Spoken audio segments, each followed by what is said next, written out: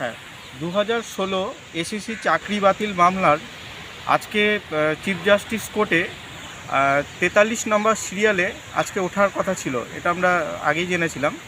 তো আমিও একদিন 2016 যে এসএসসি যে চাকরি বাতিল মামলা, তার পক্ষ থেকে আমিও এসটি এর পক্ষ থেকে আমিও পিটিশনার, এবং আজকে আমি এখানে উপস্থিত ছিলাম।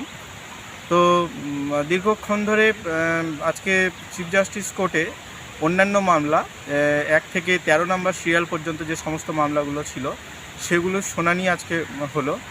তো 13 নম্বর শুনানি হওয়ার পরই আজকে চিফ জাস্টিস উনি বললেন যে পরবর্তী দিনে নেক্সট ডেতে উনি বাকিগুলো শুনবেন।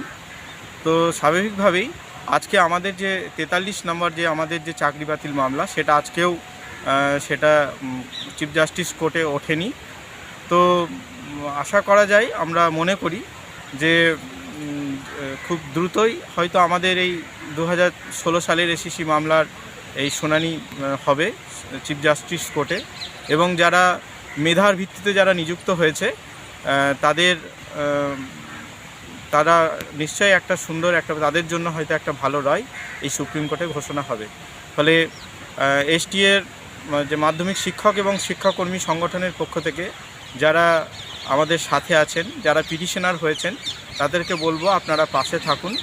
যোগ্য মেধার ভিত্তিতে নিযুক্ত যারা হয়েছেন তাদের পক্ষে সুপ্রিম কোর্ট নিশ্চয়ই একটা আশাবাদী রায় আমাদের শোনাবেন। ধন্যবাদ।